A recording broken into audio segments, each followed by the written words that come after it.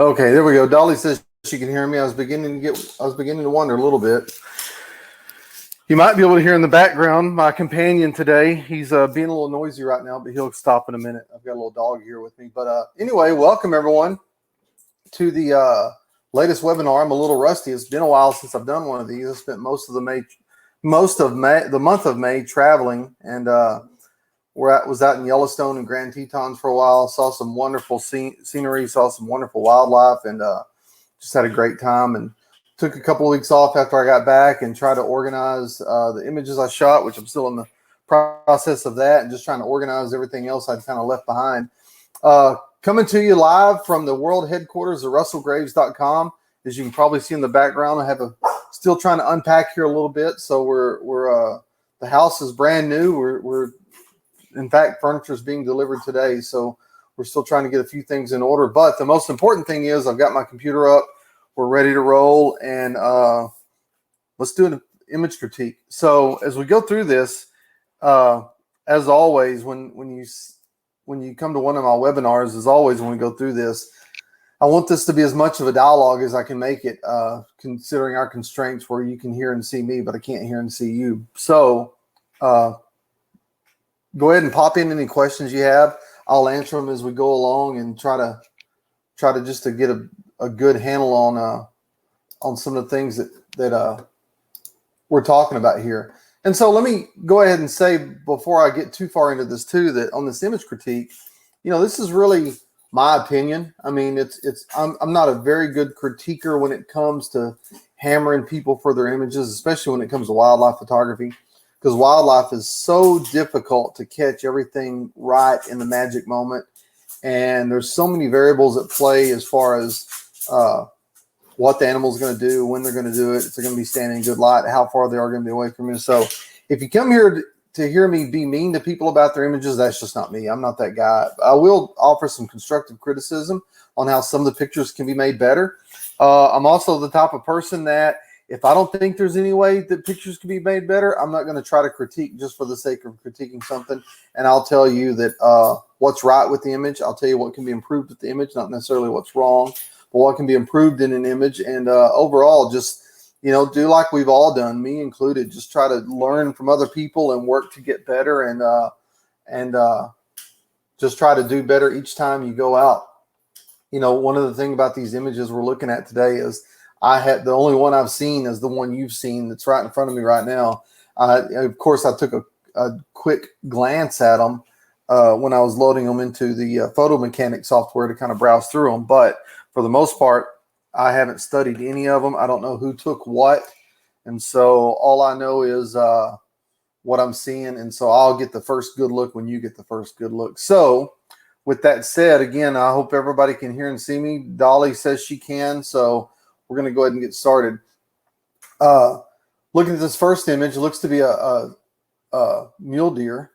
And, there's a lot I like about this image. I mean, first of all, let's talk about the technical stuff. Oh, but before I get too far into it, it looks like before I started today, I have 52 images that we're looking at. So quite a big selection. And, I know these webinars are usually scheduled for an hour, and if it takes a little longer than an hour, then so be it. My focus is to get through and give everyone a good educational look at some of these images, and again, hopefully learn from one another. So we've got 52 images. I'm going to go through them however long it takes. It takes it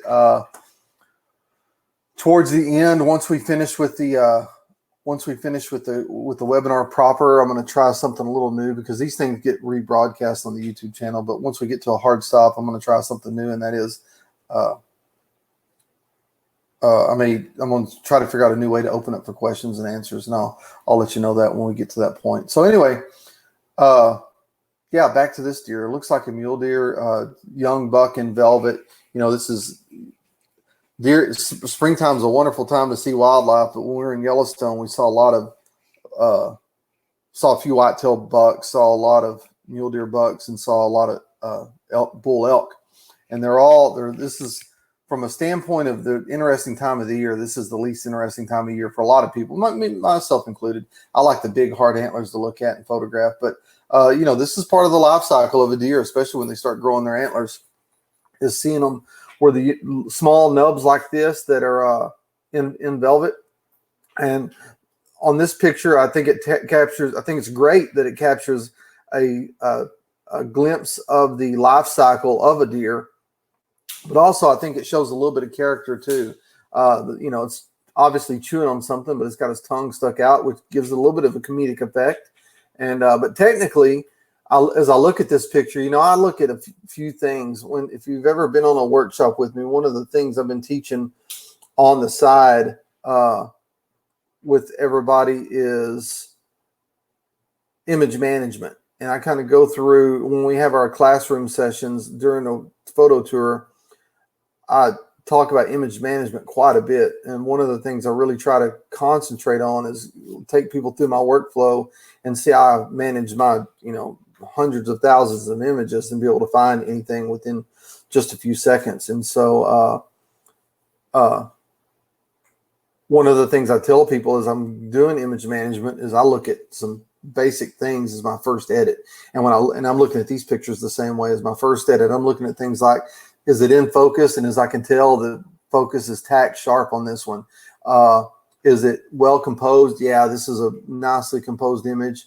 And then, the third thing is kind of the something that's a little more nebulous to sort of define is it a good picture? I mean, and then I think this is a good picture. So whoever took this one, really nice job. Okay, this next one is this big bison bull.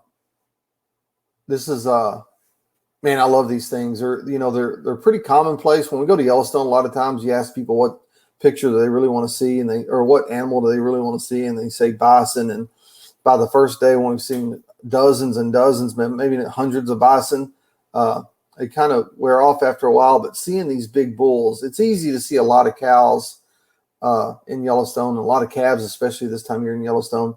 But to find these big mature bulls who are a little bit more secretive and shy than the cows are, it's pretty special. And this picture here, the thing about this picture, it's well composed. I like the eye line. I mean, you're almost right at eye level with the animal, which is perfect, and that's the way I like to see it. I'm looking here; it's shot at f5.6, so I like to shoot wildlife as wide open as I can get it, so it definitely looks like you've done it here. The only thing I would say, I look at the histogram, and I don't always go by the histogram because the histogram will lie to you a lot of times. As I look at the histogram, the only thing is, and this is the thing that I'm even hesitant about critiquing on, but it looks like it was shot in the middle of the day. And if that's the case, I always try to shoot the first couple hours of the day, the last couple hours of the evening, which lends light to be better, or which lends itself for better light, which, wildlife doesn't always adhere to that. So you take the picture that you can when you can. And so I think this is a good example of that. If I was going to do anything in this image, it might be a little bit of post-process fix, and that's to add a little bit of warmth in your color balance to it, because it kind of has a little bit of the light looks a little hot to me, a little bluish almost. And if you could just warm it up just a little bit, I think it might make a little bit of difference in the way this picture looks. But overall, good job. I'm being a little bit nitpicky when I say some of those things. Here's another big bull elk. This is a challenge here because I'm going to pick on this image a little bit. This is a bull elk in velvet. If you look up here, the ears look to be in focus, and I'm pretty sure that's where the focus point was set. And here's where the challenge comes in. As you get to the end of the antlers, because the antlers actually extend towards the back, it becomes increasingly softer at these antler tips. That's not a real big deal to me, but one of the things I've started to think about doing is if I can stand the way the background looks, is maybe going to F8 or F11 to, you're going to lose. I mean, you're going to gain some depth of field, but it's going to also make these antlers sharp all the way out to the tips. And so, again, I'm being a little bit nitpicky on that, but again, does it check the boxes of well composed? I mean, for a vertical image, and this is great to do there. You find many people, I'm not going to say a lot, because that's in my mind, it's harder to quantify a lot than many, but I see many people get locked into shooting horizontal format all the time. And one of the things I always encourage people to do, especially when an animal like this, when the kind of the general shape of it is vertical, shoot vertical. I think you did a great job there, and I think it's it's a nice image, and that's going to be a nice bull when it gets mature and its antlers grow all the way out. These look to be starlings, and that's a pretty nice treatment on this image. It's I'm guessing the original image, the sky was not very interesting, and you've got mostly a black bird against I don't know if was a blue or a gray sky, and I think whoever did this picture did a pretty nice job of taking what probably was not an interesting scene and then building some visual interest just by making it black and white. Admittedly, I don't always think about the world in black and white on my first blush. I'm learning to think a little beyond that when it comes to images, especially like this one. And so, yeah, I mean, I don't have anything else to say other than nice job. Here's a good example here. Well, let me back up a second. We talked about the histogram while ago, lying to you. Here's another. It'll show you. If you follow by the histogram and say, well, you can't let anything clip off the right or left side, well, that's a good example there where it is, but it still works. So that's one of the things that I look at all the time. It looks like a big iguana right there. Yeah, I kind of like it. I mean, it's it's well composed. I really like how if we imagine the rule of thirds line, and I don't know if I can overlay it on this or not. I don't know that I can. But anyway, if you think about the rule of thirds line on the tic-tac-toe grid that I call it, that you think about when you're composing an image according to the rule of thirds, it checks that box because that eye is running almost right through the rule of thirds.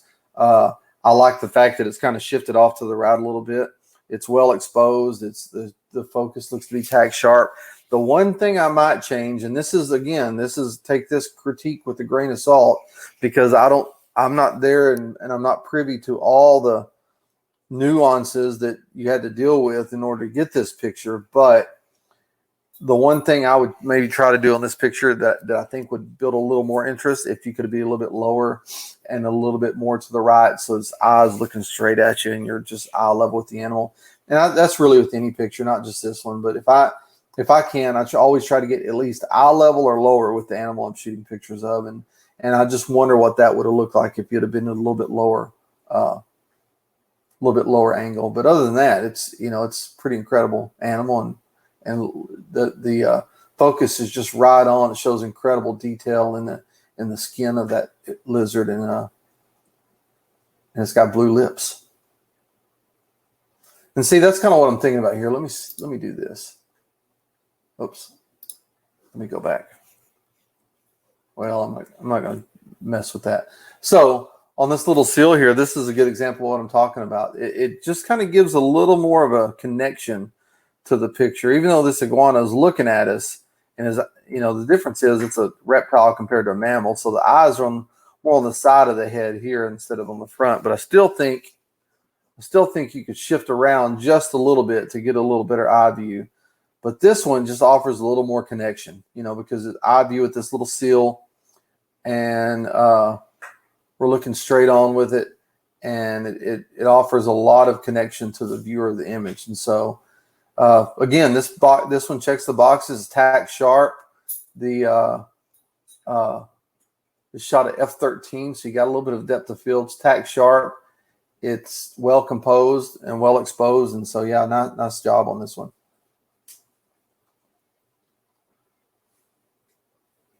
I really like this picture, the trumpeter swans. You don't see this a lot, but I like it when I see it.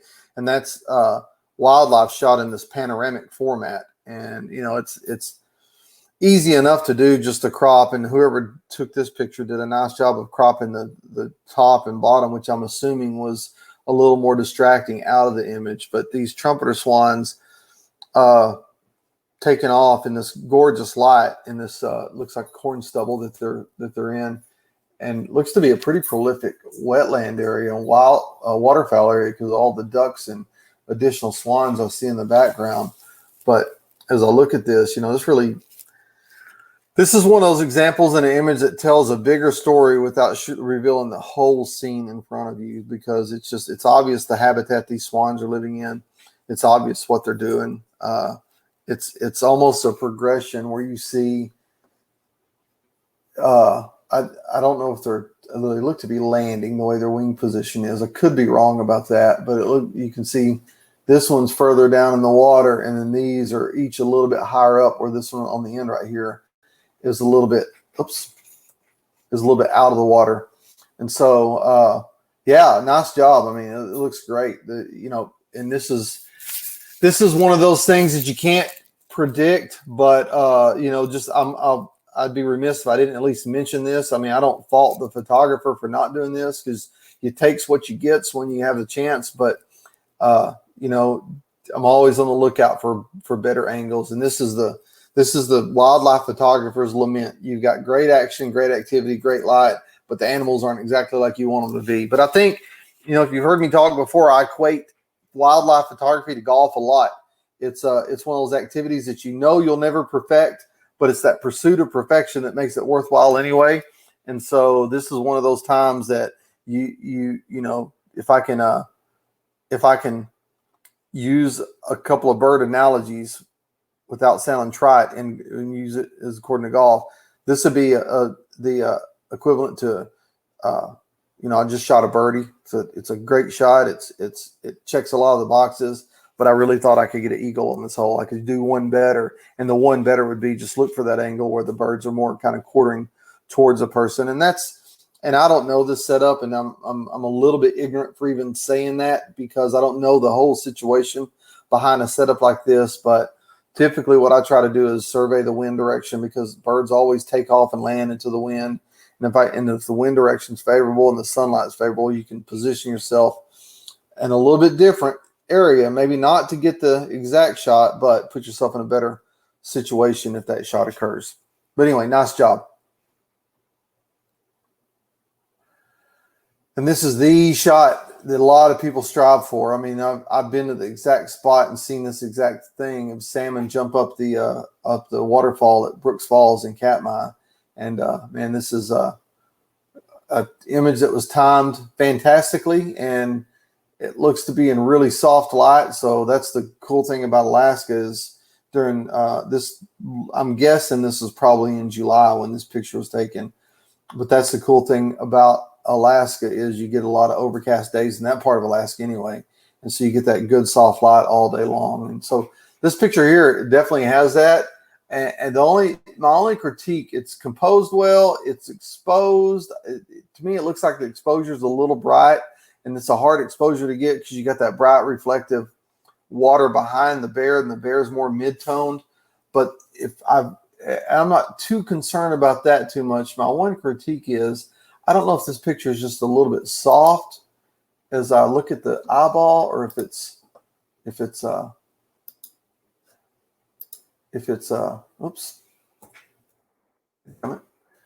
or if it's a little bit soft, or if it's just cropped in quite a bit. So I can't really tell there. But anyway, that's one of those pictures that you can see. It's easier said than done to get that picture. It's easy to see. It's a little harder to get. But whoever shot this picture, yeah, nice job. And it's just an incredible scene. Man, whoever shot this one too. This is one of those pictures. This is a hard exposure to get, and so I'll commend whoever took this picture for nailing the exposure as best you can. We're looking at a dark bear on a dark background with a big shaft of light coming through, and I don't know if you could have posed this bear any better for this picture. I mean, you're at eye level or below, composition spot on. A lot of people like really clean images of wildlife. I've always been a big fan. If you look at a lot of my images, you'll see where I try to, if I can, I don't mind an out of focus plant or something in the foreground like this. It kind of gives it a sense of place for me, which I think is nice. But again, the exposure on this is what's really key, because, well, here's you see all your midtones are falling right here in the middle of the histogram range. But I think overall, let me look at this a little closer. A little bit soft. I'm not going to complain too much about that. I mean, it's like I said, it's easier said than done, but I think I think in all, when you look at it at full size, it looks fine. If you really get critical and zoom in on it, it's a little soft. But I can tell you, I've got plenty of pictures that are that soft in my portfolio right now that get used from time to time in various publications, and they all look fine. I mean, you can get super critical of the focus on these pictures, but for the most part, it's this one's, I think, sharp enough.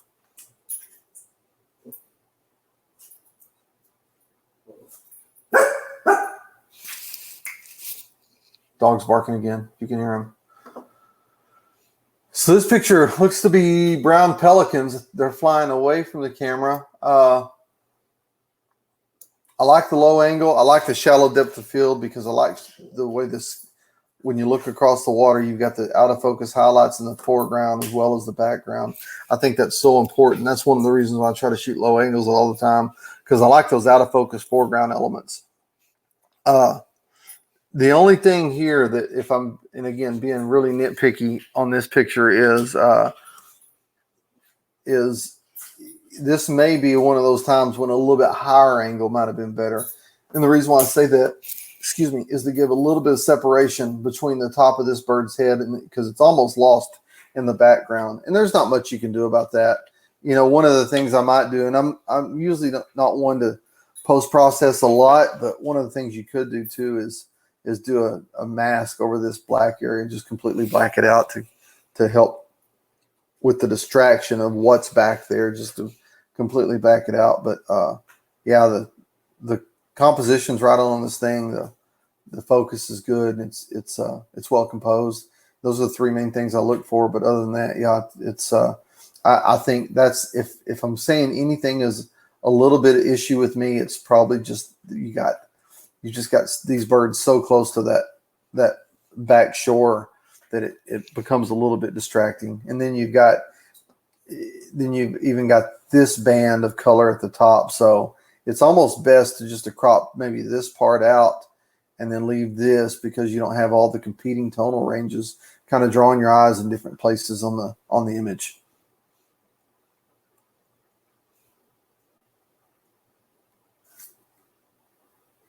But overall, looks nice. Yeah, so this picture here, it looks like we've got some ibis, as well as looks to be a great blue heron in the frame here. There's a couple things I like about this image. One, I kind of like the starkness of it. I can't. It looks to be in black and white. Yeah, it is in black and white, because I'm looking at the Instagram. I like the black and white treatment of this. The one thing that I might do on this one is just, let me see if I can do this. Just crop out the background and just have that part right there. I think that would, and I think if you were to do something like that, that would, let me turn that one off.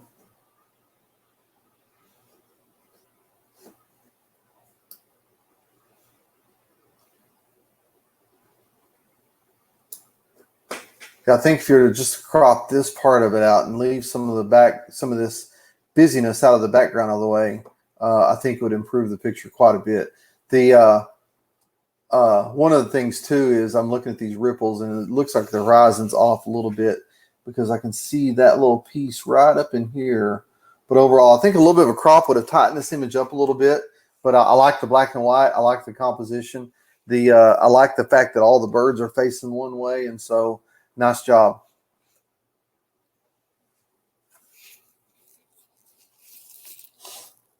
I like this picture too. This owl here, I'm just studying a little bit. You know, I love owls on my own property here. I've got 3 different species of owls that I see regularly on my own property. And it's always, even though I see them quite a bit, it's always a joy when I get to see them. And this one here, I love everything about it. You know, you're a little bit below eye level with the bird. It's a classic example of a bird in its habitat, and kind of an environmental portrait.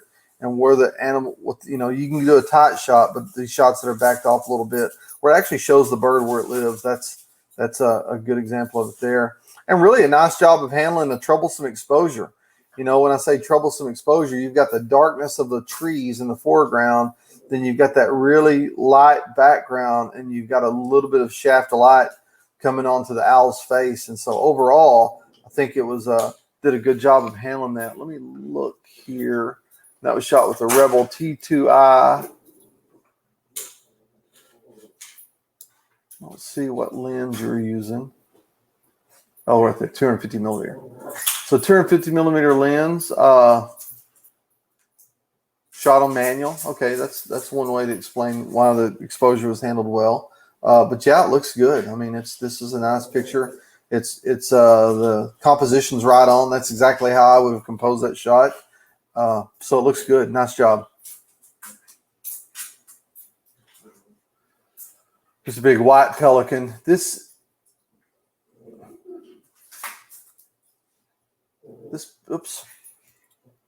picture here, a white bird on blue water is sometimes problematic, but this one does a nice job. There's one thing, I don't know if it was and I hate, I'm not going to be critical of this because I don't know if it was the way the file was downloaded or what, but it looks like there's some artifacts right around here. I don't know if a software treatment was done with this one or not, but it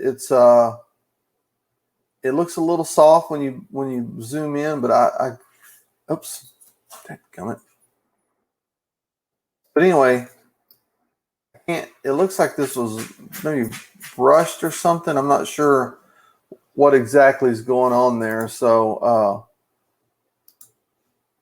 that's really the only issue I have with this. It looks like it maybe was cropped in a little bit, which I don't really have a problem with cropping in. But I don't know. From here, I can just right in here, I can see where there's a little bit of change in the blue cast. So I'm not sure what was done with this image overall, if it was just a bad rendering or what happened, but that's a little problematic for me. But other than that, it's a good pose on a really hard image to expose correctly. So nice job on getting all the exposure right. Oh, looky here, a band of coots. I've seen a million coots in my lifetime, and I think this may be the best picture of coots I've ever seen. I just love this big group of them here, and it speaks a lot to the birds and kind of how they live and how they congregate.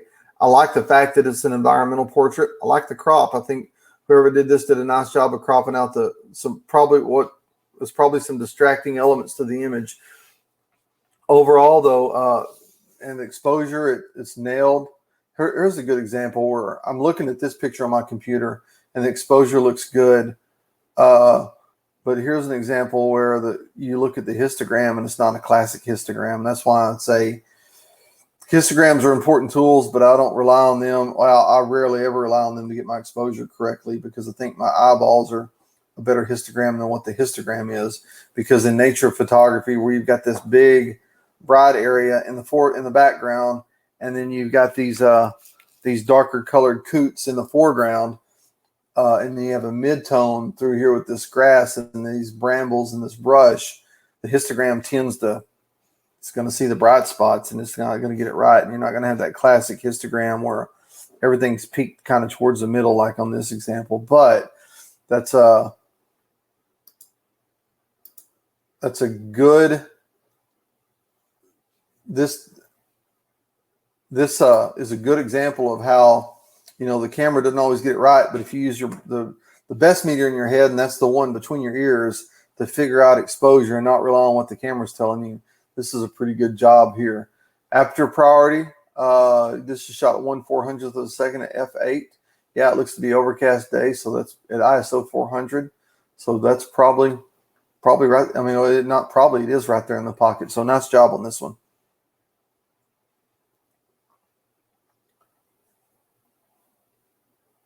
There's a bunch of wells here, man. I haven't heard a report back on the last Alaskan trip from Ben Blankenship, so I don't know if they saw any wells up there or not. But that's That is one wildlife species I've never seen before in my life, are whales, and that's one of the things I look forward to getting to see one of these days, because they look like they'd be pretty phenomenal. These whales, and look, these are hard to capture, and you take what you get, like I keep saying. The only thing on this one, really, it's a little busy in my taste. It's you wish you could just get one whale to come up to make it less busy, but I mean, you take what you can get, and I would say everything. With that being said, everything is adequate in terms of the exposure and the composition, and everything else. So yeah, I mean, it's just a tough subject.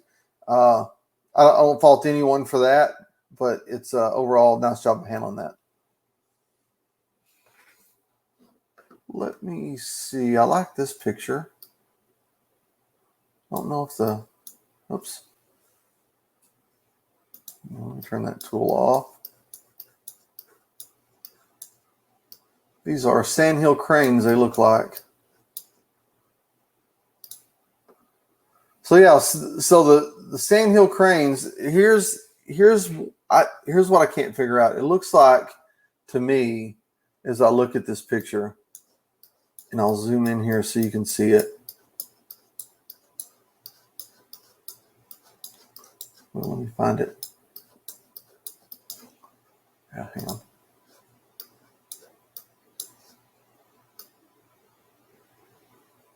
There it is.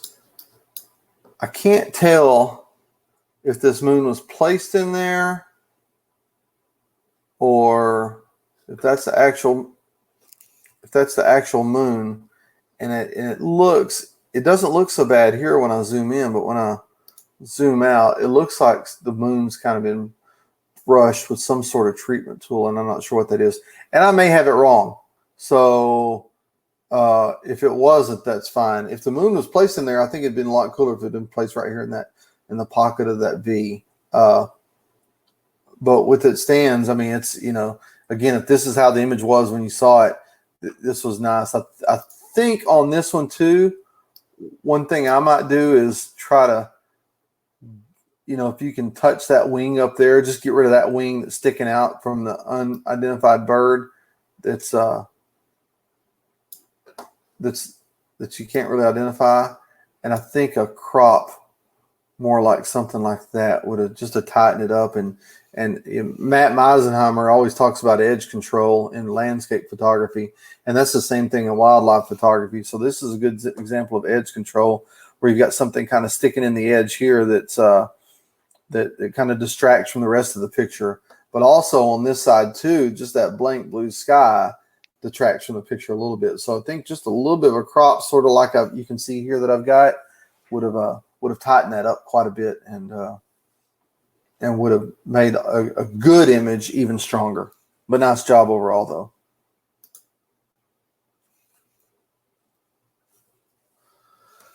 Man, these are one of my favorite animals, pronghorn antelope. I just love these things. They're such an animated animal, beautiful animal, fastest land animal in North America. Just really, really, really dynamic and always fun to watch. They're I think they're the second fastest land mammal on the planet. They're just that dynamic of an animal. And this is a group of does here. Here's what I like about this picture. I like the composition overall. I like the fact that these are those serendipitous things you can't plan. I like the fact that all around the patch of snow on which these pronghorns are grazing, you've got that grass that surrounds it. So it's kind of a natural spotlight to where they're standing, and I think that's kind of cool.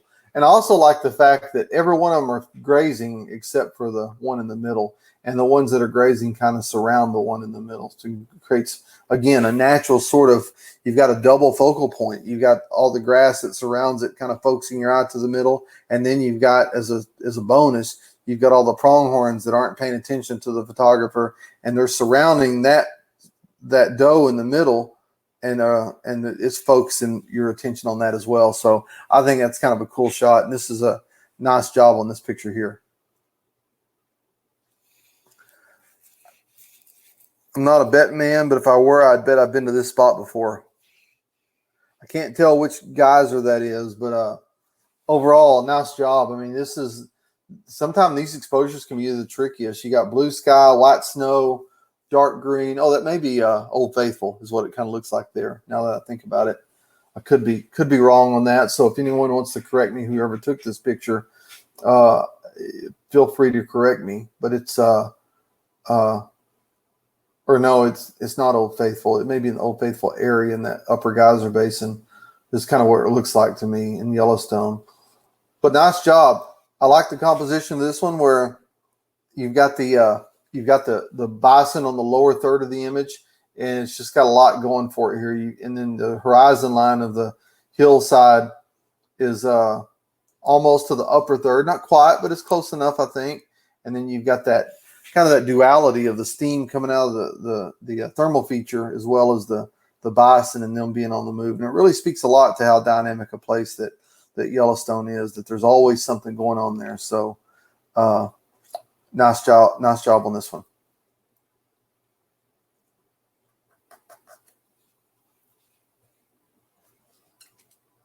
This is a red stag. This is the first I've seen a lot of African game on these webinars before, on these image critiques, but I don't think I've seen any European game. And so this looks to me like a red stag. I may be wrong on that one, but that's what it looks like to me. Yeah, again, nice job on exposure where it's a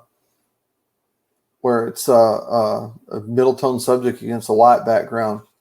And that always causes people fits. But the only thing I would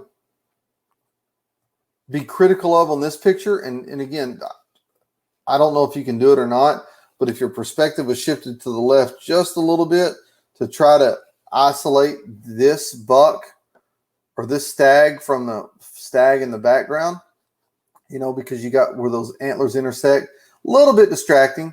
It's not terrible. I mean, the perfect picture is you get the animal where it's isolated all by itself. But in this case, this one's not too distracting. But if you ever have a chance where you can shift your perspective just a little bit, this would be a good example of why you'd want to shift it, just to try to isolate this animal for two reasons. Isolate this animal's antlers from this one, and then I think if you shifted your perspective, it would completely cover up the animal that's in behind it. But anyway, nice job.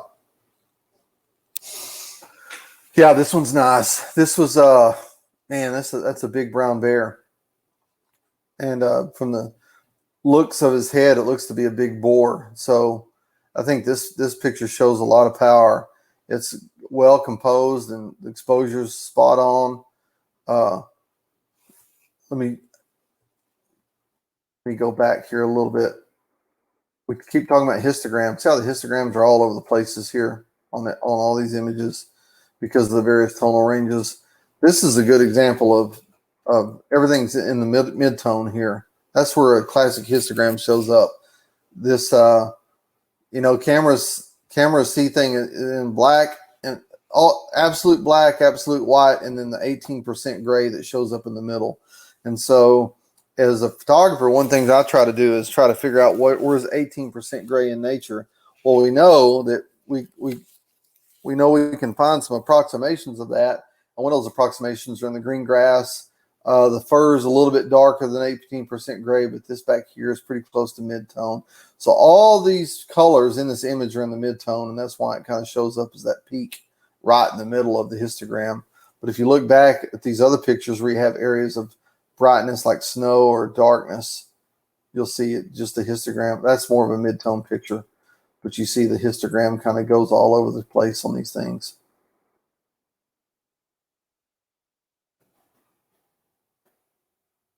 But anyway, on this picture, I love the pose. That looking over their shoulder pose is one of my favorite when animals do it. And, I'm always feel blessed whenever I get a chance to see a shot or take a shot like this. But I think this one does a super job of expressing that and expressing the power in this animal. So really, really, really nice job on this one.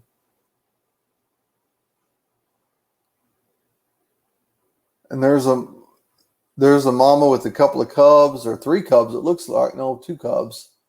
Yeah, there's one back here and there's one there. The 3 cubs I thought I saw was actually her arm on the other side of this cub reaching down. Looks like she's about to try to pick it up and move it, but I like this picture. The crop, I'd like to see 2 versions of this picture. I don't know if this is cropped from the original. I understand why the crop's done like it is now, because to include the reflection, but I wonder too what it would look like if the crop would have been more like this, where you have a hint of a reflection and you know where it is, but it's you've got a little more of the background too. So I think I'd have preferred that one a little bit better, because as it stands, the composition on this one's a little cumbersome to me. But again, it's take that with a grain of salt, because it's always hard to say how. It's easier to say how you would have done it instead of how you would have done it when you're in the field. But this is a good example. If the bears are there long enough, shoot 2 or 3 different compositions and pick the one that works the best. But anyway, other than that, that's me being really nitpicky. But that's a nice job as well.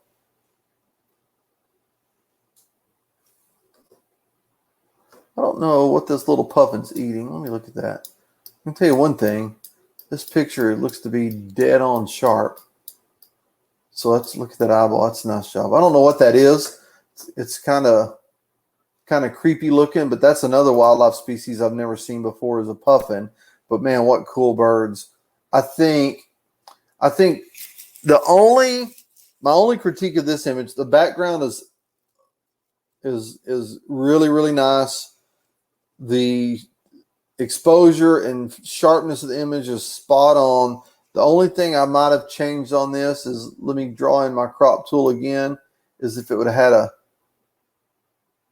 kind of a composition sort of like that. If I'm being really nitpicky, I wish this space over on this right side, I wish there wasn't so much of it. I think it looked better and add a little more mystery if you could see a little more of the space of where the bird was sort of looking into. Even if it's out of focus space, it still kind of puts the bird within the space of the picture a little more comfortably in my mind. So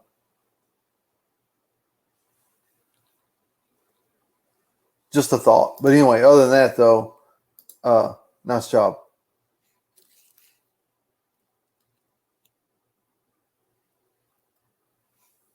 Yeah, so another puffin here. This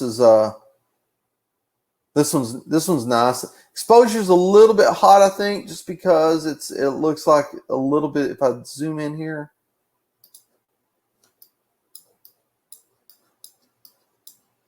a little bit of details lost in here. Not bad. I mean, it looks like it was shot more at midday, and those are hard exposures to overcome. But overall, the composition, again, like on the last picture, if a little bit of this was, if you had a little more room in front of it, a little less room behind it, and not a lot, it's really a subtle kind of fix, but just enough where you can kind of trick the eye by a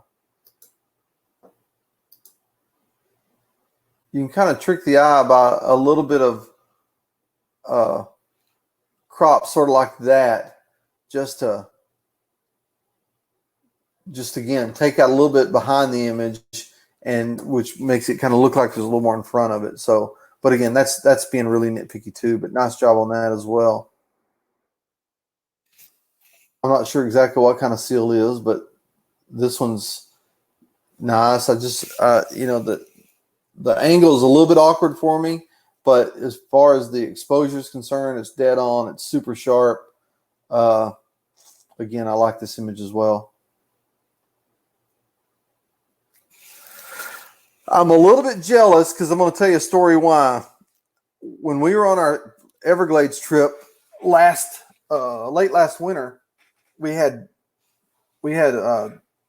dolphins that were jumping all around us, and one of the guests on the trip was giving me a hard time, saying, if you're a photographer that knows what you're doing, you can get a picture of those dolphins coming out of the water with their eye, where you can see their eye. And I never could do that. I tried and tried and tried, and I never could get it done. And then this one here, it's great. I mean, the eye is still underwater, but you can still see the eye. I've got plenty of fin pictures, but none with the eyes where you can see the eye. But this picture here, it's pretty phenomenal. So it's exposed correctly. I love the action. It was shot at 1/3200th of a second. So that's why you see the water frozen. But I like that. I think that's really cool looking. And the water around this thing and the colors of this image are just beautiful. So nice job on that one.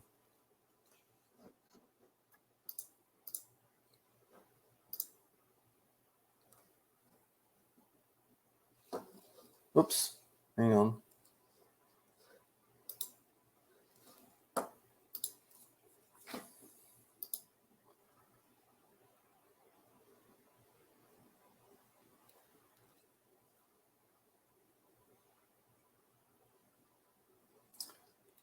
This picture here, I mean, this is, I don't know if you could take a better picture of a fox than what this one is. I guess technically if the fox was looking at you and standing kind of quartering towards you, it'd be great. But as far as the exposure is concerned and everything else, this is, I mean, this is nice. Good job, whoever did this one.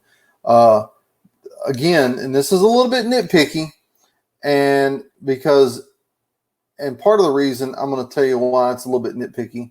I think for me, a composition like that would have been a little bit stronger just because you eliminate some of the white over here. But let me tell you where my composition sensibilities come from, so a lot of these make sense.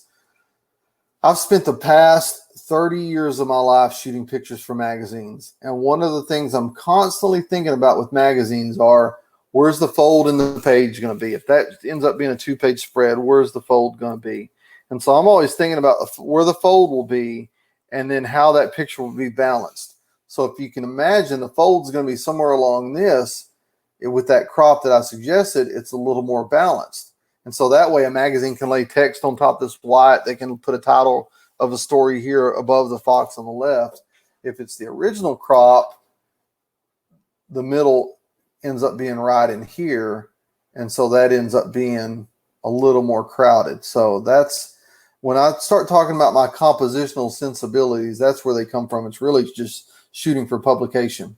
And, but again, all I'm suggesting, and I think would have, this image is at a high level anyway.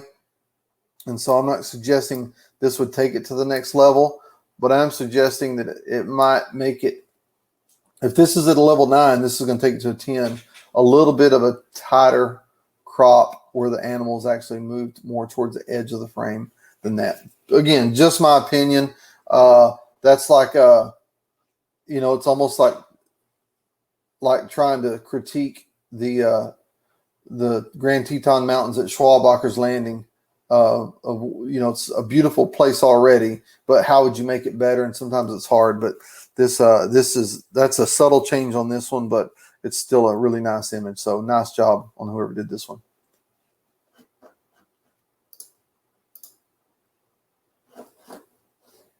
And I just heard from the photographer on the bison picture, and that was Old Faithful. So I got it right. Thank you for that, Robert. Appreciate that. Oh, back to this one. That's the one image. Whenever we go to Yellowstone in winter and I ask people, what picture do you really want to get? That's it right there, of a bison with snow-covered face. And I can't tell you how long I've tried to get these pictures, and I don't have a picture like this either. So nice job on this one. And this one really checks all the boxes for me. It's well composed. It's just kind of right in your face. It's the exposure's nailed where you get the balance. See, you can look at the histogram there. See how flat it is, but you got this big spike.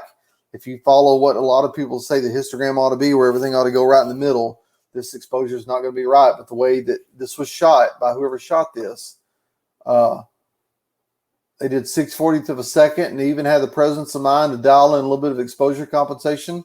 They got this one right. So nice job on this one. Love this picture too. And you guys have some good pictures today. You know, it's easy to critique pictures that aren't good or that lack some technical aspects. But when you get the technical aspects nailed and you got good behavior to boot on top of that, it's really hard to critique. So again, that's why I keep saying, take what I'm saying with a grain of salt. I'm having to kind of go to my next level on critiques just to think of how some of these pictures can be improved. And I'll say this, a lot of these improvements are kind of perfect world improvements, but as we all know, we live in an imperfect world, and man, we're all just blessed to be able to get a picture of wildlife when we get it, when whatever animal it is allows us to take a picture of it in a natural state. That's always a blessing in my mind. So again, some of the things I'm talking about are sort of perfect world, ultimate attainable. If I can use the golf analogy again, this is where I'm just trying to say we need to hit a. I'm just trying to say this is what it would take to hit a hole in one every single stroke, every single hole. When we know you can't do it, but still we still try to achieve it. But again, man, nice job on everybody on these pictures. I'm going to take a quick look over here for a second and see where I'm at in the list. Okay, I've still got 20 something pictures to go, about 25 pictures to go. So if you'll hang with me, I'll get through these. I am not sure. I'm kind of stumped on what kind of bird this is. I don't even know where it is, so I don't know where to tell you. So if you're listening to whoever took this picture, tell me what kind of bird this is. I'm going to use my handy dandy app, Seek. Here's a photo tip for you. I use this app called Seek that helps you identify animals. And one of the things that I do is, if I can't identify an animal, I'll use it and show it to my. Oh, it's a black-footed albatross. That's what I just now discovered. So what I'll do is I'll show the. I'll show you there. Oops. Black-footed albatross. So what I'll do is I'll use that Seek app, even though it's meant to be a field app. I'll show it to my screen.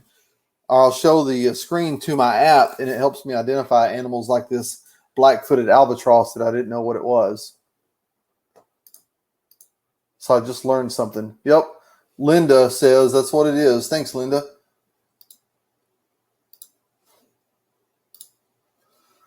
So yeah, nice job on this one. I'm usually not a fan of center punching animals like this where you put them dead center in the camera, but in this example, this really works. I think this really makes it a nice and balanced composition where you've got equal amount of water on both sides of the animal. And I think you have the presence of mind of you've got a little sliver of water at the bottom, as you can see.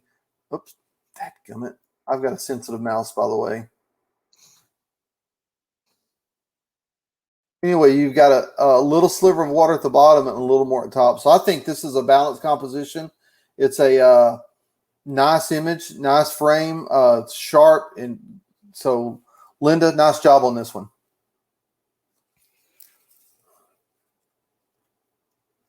These roseate spoonbills here, these things are,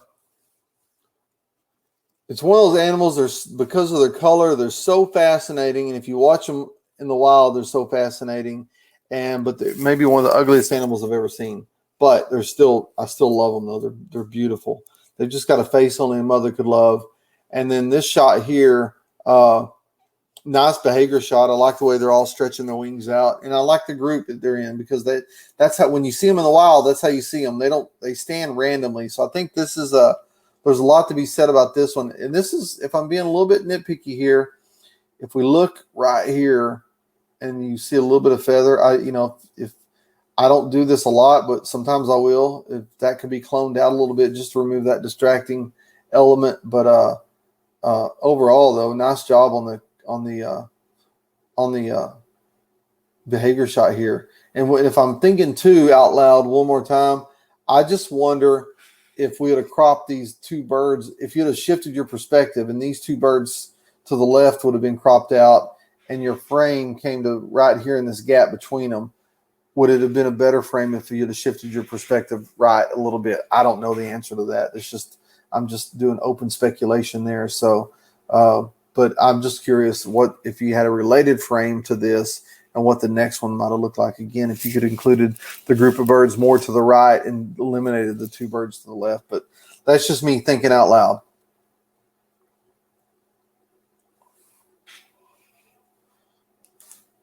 Those are a bunch of, I'm trying to see what all's in there. I can see the Pelicans. Oops. Let me turn that little guy off. Some kind of gulls, it looks like. I'm not sure exactly what kind they are.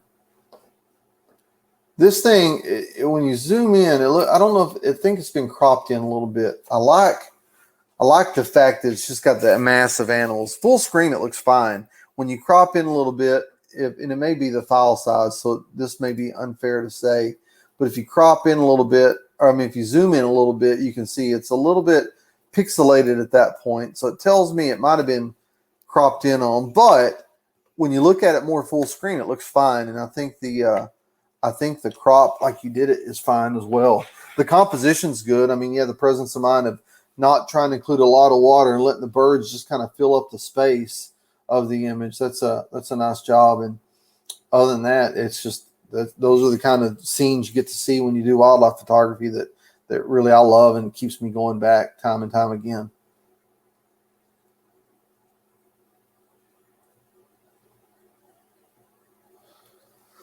This one here is pretty awesome. It's I'm guessing a gorilla and her young. I'm not sure exactly. The one thing that as I was looking at this picture just now, that it's got an eye bolt right there. So I don't know if whoever shot this picture saw that in there. I mean, I don't know where it was taken, but that's one place I would use the clone tool and just kind of clone that guy out of there. It's got a pretty hard edge, and you could do it and never even notice it. But other than that, I mean, that's my only critique there, is that you got this nice little natural moment, and you've got that man-made element just sticking up right in the middle of the frame. So I might eliminate that, but other than that, it's just a nice job, and can't ask for better body language than these two. So it's a super job. It kind of reminds me of my kids and how they look at me when they want something.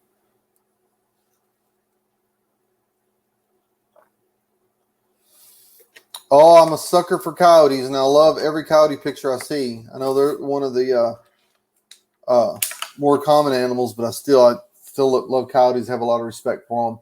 This picture here is really nice. I like I mentioned before, I don't mind seeing some foreground elements and out of focus elements, and I don't even mind a little bit of grass covering up this animal's face. Let me look here. I'm going to zoom way in, see if I can see it. This looks a little bit cropped in just because it looks a little pixelated. But again, from here, oops. Hang on. Wrong one. There we go. From here, though, it looks plenty sharp. I really like the backlit of the backlit qualities and the soft light of this image. I think it really speaks a lot to the character of the coyote and how they're, a common animal, but they're secretive all at the same time. And they're always alert like this one is. So I really like this one. I think that this is a nice job. And, again, that's the pixelation, maybe just the image size, but overall, this is a nice frame. That one's kind of cool. Man, you guys are killing me. I'm trying to struggle with my adjectives to think of things to say. When I look at this bird's face, the first thing I think about is, remember Angry Birds? That's what it looks like, is one of the Angry Birds. But, again, this is I never try to aspire emotions into an animal, but I like how this picture really just sort of shows how hard this animal works to survive. He's got the snow dusted on his face. You can see where he's been sticking his face down in the bird feeder just to get a little bit of food out when obviously a cold and rough time of the year. I think overall the image works nice. The only thing I might be nitpicky about is I wish it had a little bit more to the right of it, because then you'd have more of a proper roll of thirds where the bird's face wasn't just right at the edge of it. And maybe you couldn't. Maybe this is the best you could do to be able to get the tail in. But if you're using a zoom or had the ability to move in and out, or if this is cropped from the original, I think on the tic-tac-toe grid that we think about when we're doing the roll of thirds, I think if this bird's eyes were shifted a little more left in the frame, it might have improved a little bit. But nice job though otherwise. This one's nice. I don't know where this is, but this is a great sunset shot with Sandhill Cranes crossing in front. This is I saw a shot similar to this in a magazine not too many years ago. I think it was a National Geographic magazine about the plains, but it's a good environmental portrait that just sort of shows the environment in which Sandhill Cranes live. I mean, they live in, they're a plains bird for the most part. They live on the plains in the middle part of the United States and then migrate each year. And the story really tells kind of the openness of the areas in which they live. It tells a story of the migration, and it tells a story of just their survival in life. And I think the way it was cropped is nice. So good job. This one's cool.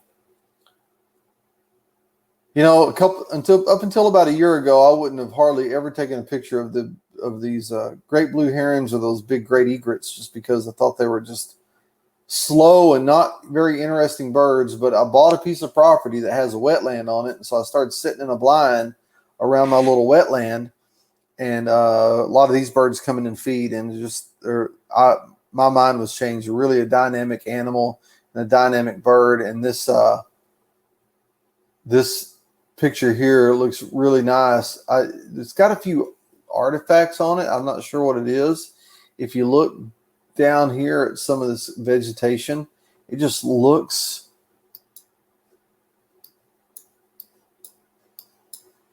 there's a little bit something that's unnatural about it, and I'm not sure what that is.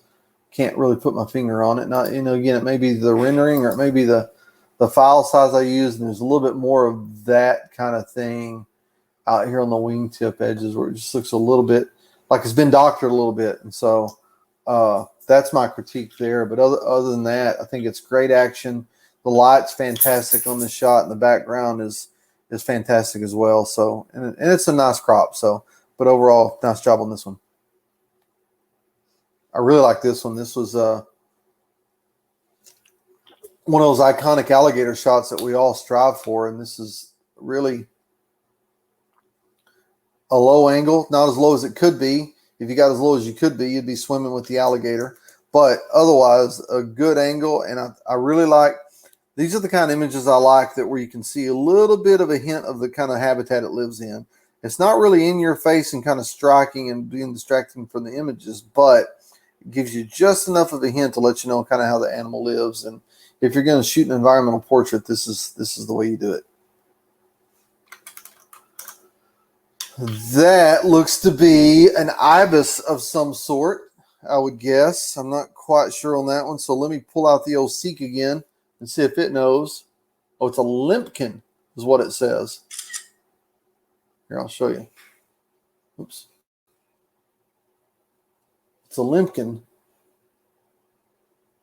But though I got the species wrong, that's still a fantastic shot. The colors on this are just phenomenal. And so I like the fact that it's standing on one of those air plants. This looks to be maybe from the Everglades region or some swampy region. It's a nice shot nonetheless. Colors are great on this. The only thing, if I'm being nitpicky here, I might, a crop like this, where you might be a little bit stronger, where you kind of eliminate, I'm just trying to get down to two to three crop, where you eliminate some of that dead space just right behind it. I think that's the least interesting part of the image, is the dead space to the right of the bird. But other than that, it's just, yeah, it all looks nice, and nice job on this one.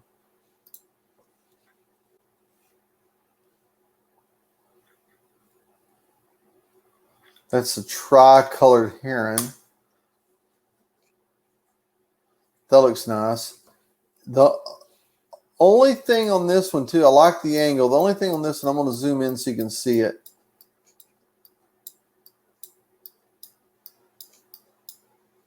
I'm really zoomed in, so don't be critical of the sharpness. When it's zoomed out, the eye is hard to see. And this is what I don't know, so take this with a grain of salt, too. I don't know if the bird, when you're photographing it, ever turned its head ever so slightly, where its beak maybe moved back towards you to catch a little highlight in the eye. But again, that's one of those hole-in-ones I'm talking about earlier, where you just you be nitpicky for the sake of being nitpicky. But if it would have been a little bit more, If his head would have been turned a little bit more where the beak was sort of aiming more towards you, you might have picked up on the catch side of the eye. And you may have that picture in this group of pictures that you shot, but that's one of the things that I always try to do. And sometimes I'll accomplish it by, just maybe moving a little bit and get them to just catch their attention for a brief second. And when I say move, I'm not saying anything crazy, but just maybe I pick my head up and look at them and they look back at me and then just continue to take pictures. But anyway, other than that, nice shot. Again, that's kind of being really, really nitpicky about if its head's turned, because I know you can't just tell the animal, hey, turn your head.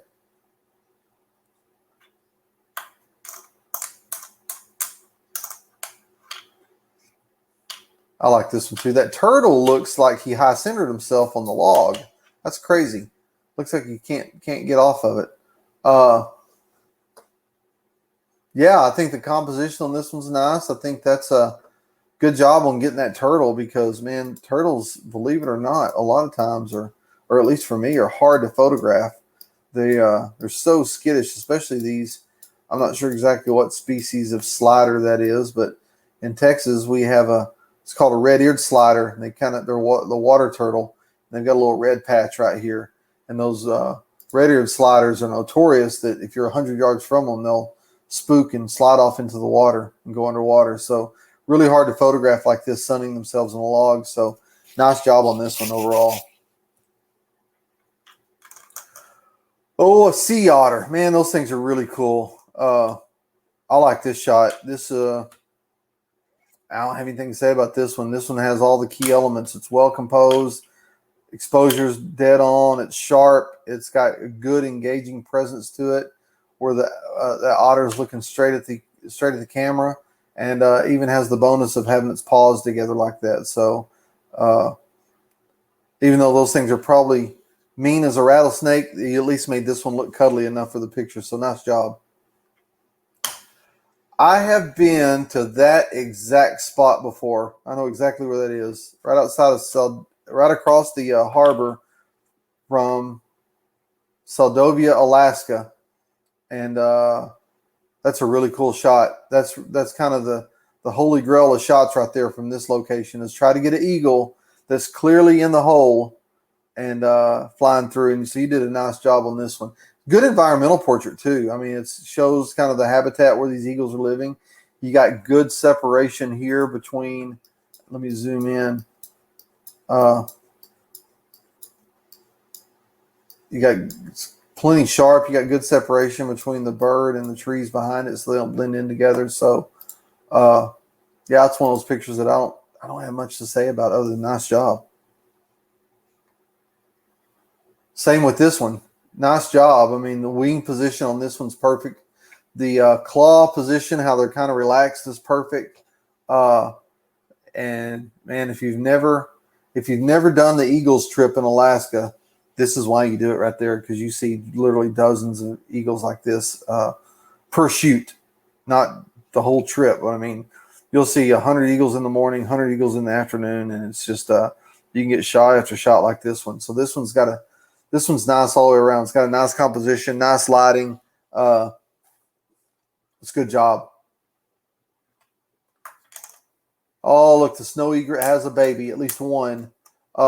I like this shot. You know, typically kind of those butt shots, the quartering away shots aren't my favorite, but you can't always control where the bird's going to be. But in this one, I like it for one specific reason, and this is serendipitous as well, is how the arch of the wing kind of frames her head and the baby underneath it. So nice job there. Background is fantastic. You know, I'm always preaching you think about backgrounds as much as you think about foregrounds, and you definitely did that here. So that's a nice job on this one. I really like the way that looks. Now this is an ibis, and I know who took this picture. David B. George. David, nice job on this one. Again, white animal against the blue skies sometimes gets a little tricky, but you were able to balance it on this one.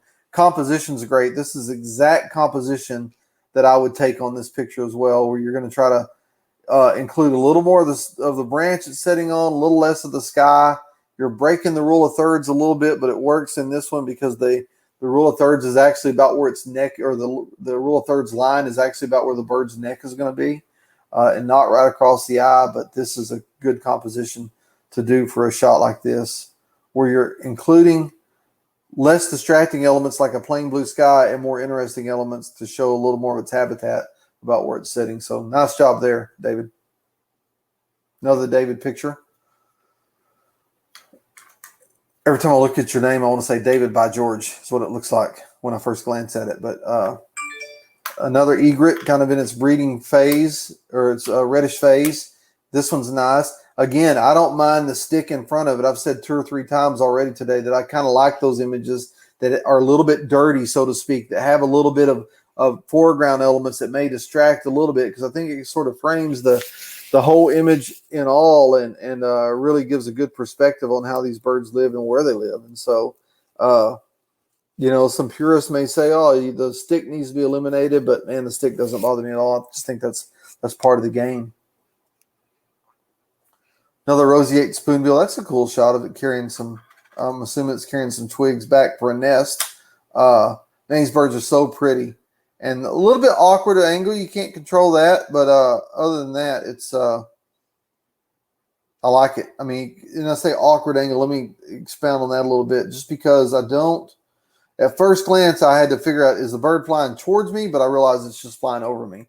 And but again, you can't control where the birds fly. So take that with a grain of salt. But a good behavior shot. I really like it. And then ospreys flying into a nest, building a nest. I like this one too. This one's, we talk about wing angles. Like there's nothing we can do about it, but when we talk about wing angle, that's one of the preferred angles, because that makes that bird look really big, really dynamic. You can kind of see the power it has, and at the same time, you got the behavior in there of it building the nest by bringing in a stick. And I think this is a nice shot. Not sure how you found the nest where you're almost at eye level with it. Excuse me, instead of looking straight up at it, but I'm glad you did. Exposure is nice. Everything's nice about this picture, and this is a great job here.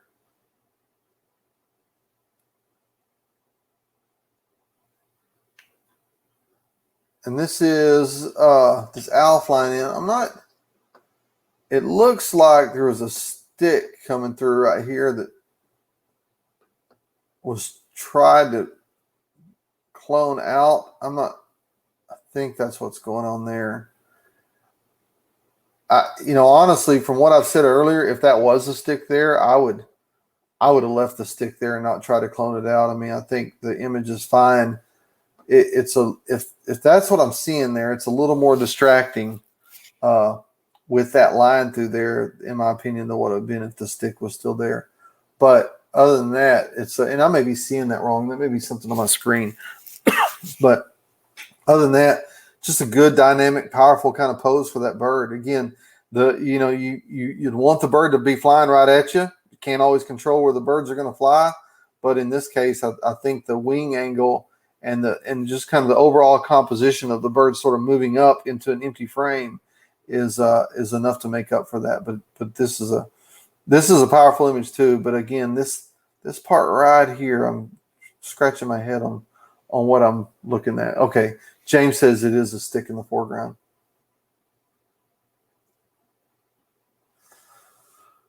There's a heron catching a bluegill.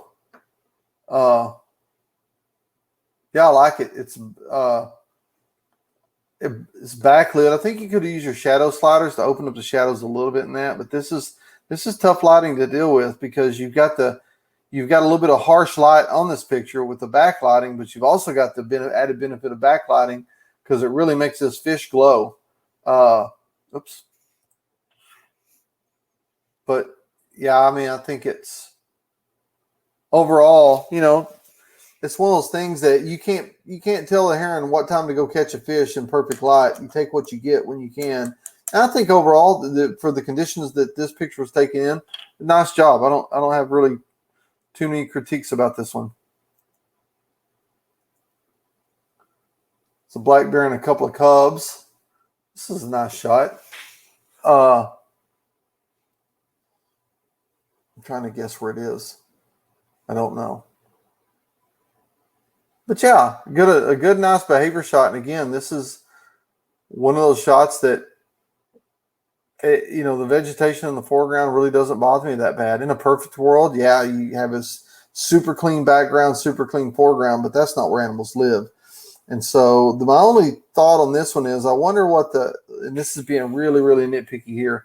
I just wonder what the next frame or the frame before it looked like to see if you ever got any separation between these two bears or where this bear was maybe moved out a little bit further. I don't know. But other than that, it's a nice environmental portrait of a mama bear and her two cubs.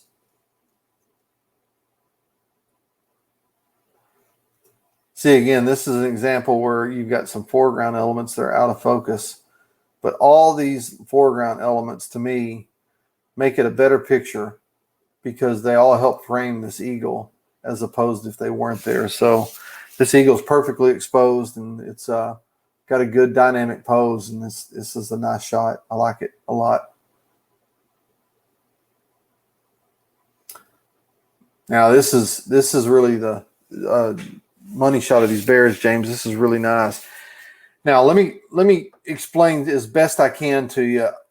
I don't mind at all the mom's face being a little bit obscured because to me, mom's not the star of the show. She's a supporting actor, but this cub is the star of the show. And the fact that his face is kind of tucked up against her and his eye is just in beautiful lighting and it's super sharp. I really think that makes all the difference. If I saw a shot where both their faces were unobscured in focus, I think it'd be fine. But the deal is mom's face is okay being a little bit obscured because she's looking down anyway. You can't see her eyes. Again, she's a supporting character in this show. The cub is really the main character. And the fact that you can see the cub and he's paying attention to mom, but he's also looking at you. I think this is a good composition that works really well. And those are the kind of scenes you can't always plan out, but you just be ready for them when you see them. And you did a nice job of reacting to that one, James. And this cedar waxwing here, this is another one. I don't know if it's a software technique that's being used or what. It looks a little, or maybe even cropped in a little bit funny around the edges on this one. But first of all, I commend whoever took this picture for getting a picture of a cedar waxwing because those things are hard to get pictures of. Believe me, I've tried. So anytime you can get a picture of one is commendable. Secondly, I think, the thing that distracts me the most about this picture is that right there. And you can't really control it where it's at. But again, like a couple of images I've said before, I'd like to see what the next image or the last image looked like to see if it maybe had a little background or even thinking about changing perspectives a little bit if you can on a picture like this.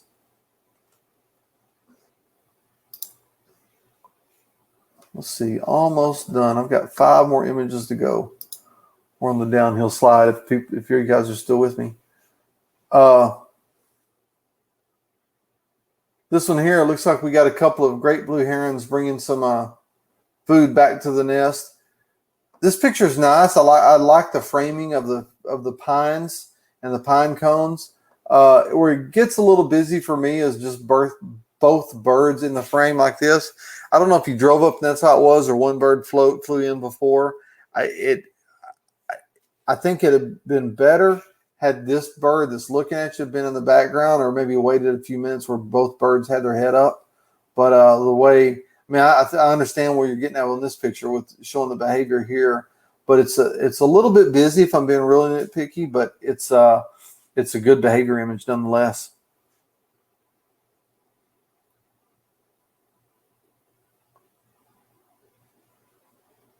That's a nice picture too. Looks like a little bit of sharpening was done on this picture. Maybe it looks a little over sharpened for my taste a little bit. I keep talking about cropping, but maybe a crop, if you can see that,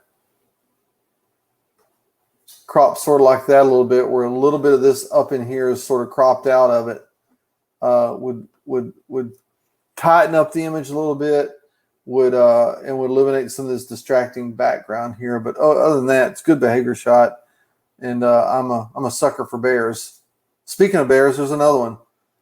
This one's nice too. And James, you do a nice job of getting exposure right on these black bears because that's not an easy thing to do. You'd think it would be, but as someone who shot a lot of pictures of black bears before, they always give me fits when you're trying to get that exposure dialed in right. But this one's in nice light. It's got a good pose, and yeah, you did everything right on this one. It looks nice. Oh, and one more thing on that one. I like the good tight crop as well.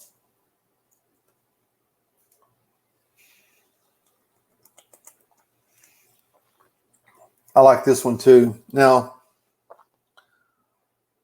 I like it. You know, I've mentioned on a couple other pictures, and I don't want to sound contradictory when I say this, so hear me out.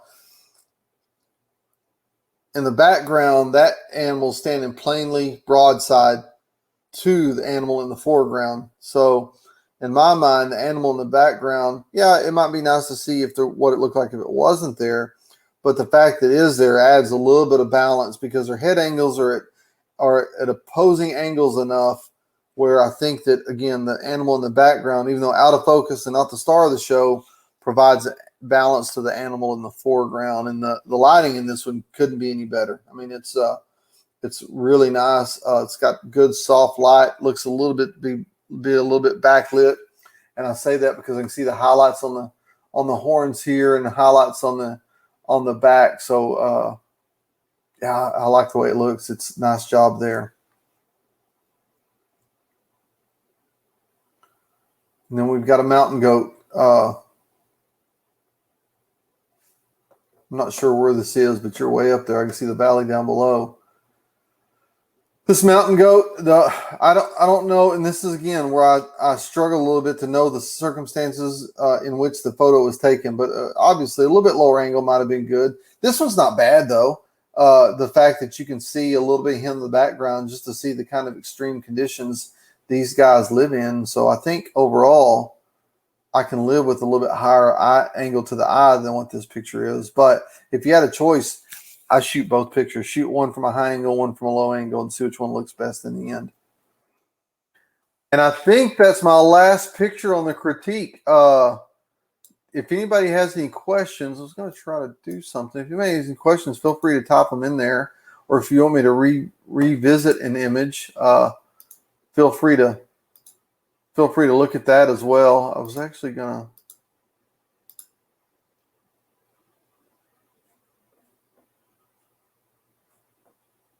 Look here at the settings.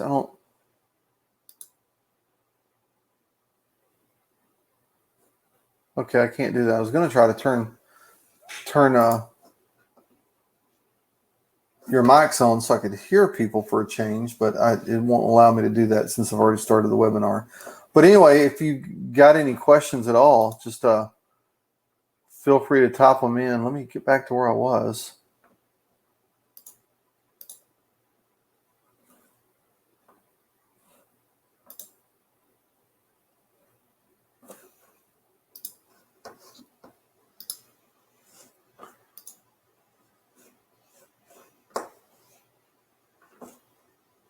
Hang on, I lost my spot.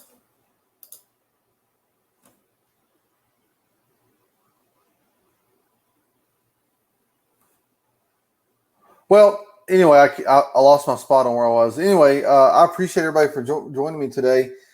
Join me next week. I'll be on another webinar next week. In fact, I've got a lot of webinars coming up this summer.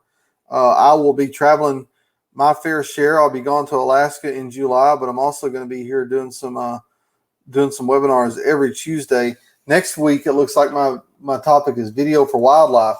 That's going to be a good one because one of the things I try to encourage people to do on some of these backcountry journey trips that we do is spend a little bit of time of shooting video for wildlife. So I'm going to spend some time next week on demystifying a few of the settings that you may run into when you're shooting video. And the thing is now, with all these cameras we use that'll shoot video, it's so easy to do at the same time, shoot video at the same time. And so I'll help demystify some of that. So if you're around next week, join me for that. I'm looking back at the chat, and I've got a few comments in there. Thanks, Robert, for your comments. Thanks, James, for your comments. It's always appreciated. And if no one else has any other questions, I'll look forward to seeing you guys either in the webinar in the future or seeing you out in the field in the near future. So in the meantime, take care and talk to you guys soon. Thanks.